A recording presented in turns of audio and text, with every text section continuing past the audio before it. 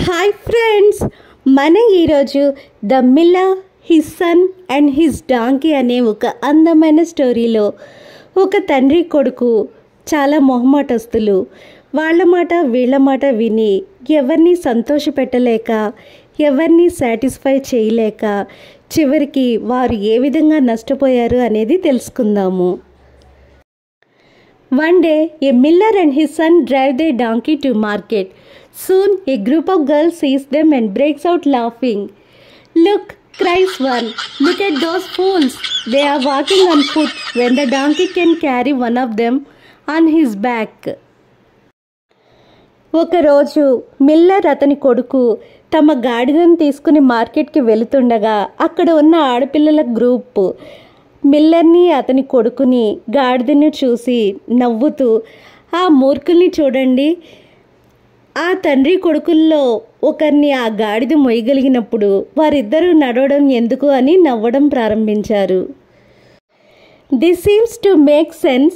So the Miller lifts his son on to the donkey and marches along happily. They walk for a while until they meet an old man. The old man shouts at the son, "You should be ashamed of yourself, you lazy rascal. You are riding on the donkey when your poor old father has to walk. Get down and let your father rest his old bones."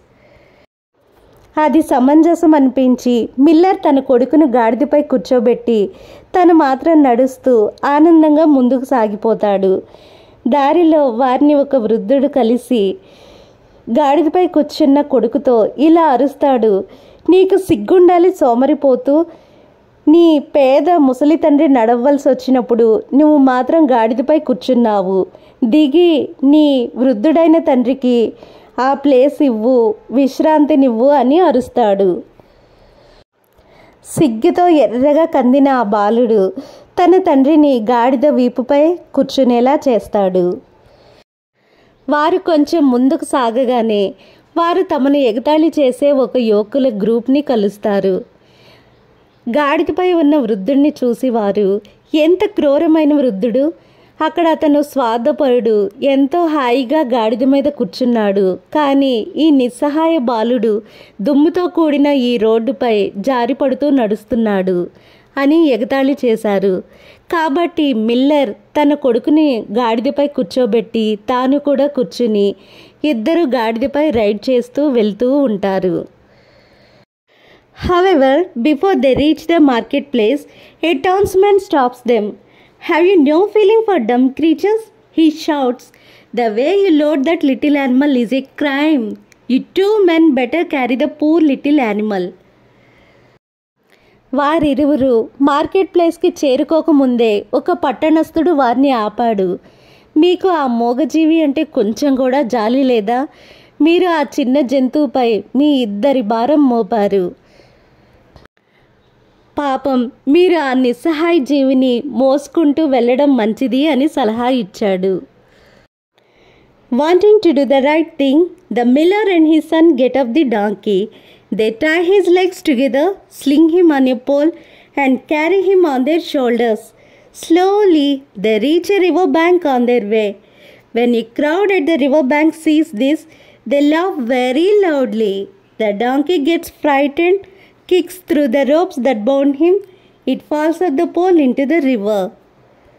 సరి అయిన పని చేయాలి అని Miller మరియు అతని కొడుకు గాడిద నుంచి కిందకు దిగి గాడిద యొక్క కాళ్లను ఒకదానితో ఒకటి తాడుతో కట్టివేసి ఆ తాడుని ఒక కర్రకు కట్టివేసి గాడిదను తమ భుజాలపై మోస్తారు. మెల్లగా మిల్లర్ మరియు అతని కొడుకు దారిలో నదీ తీరానికి చేరుకుంటారు. ఆ నది ఒడ్డున ఉన్న జనసమూహం మిల్లర్ మరియు అతని కొడుకు గాడిదను మొయ్యడం చూసి చాలా పెద్దగా నవ్వుతారు. ఆ జనసమూహం యొక్క నవ్వులకు భయపడిన గాడిద తనను బంధించిన తాళ్లను తన్నేసి ఆ కర్ర మీద నుంచి నదీ ప్రవాహంలో పడిపోతుంది.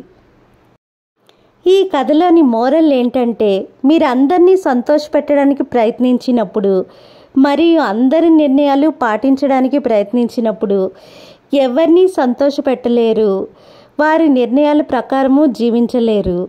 అందుకని ఏది మంచి ఏది చెడు అని ఆలోచించి మీ జీవితాన్ని సరి అయిన దారిలో మీరే నిర్దేశించుకోవాలి.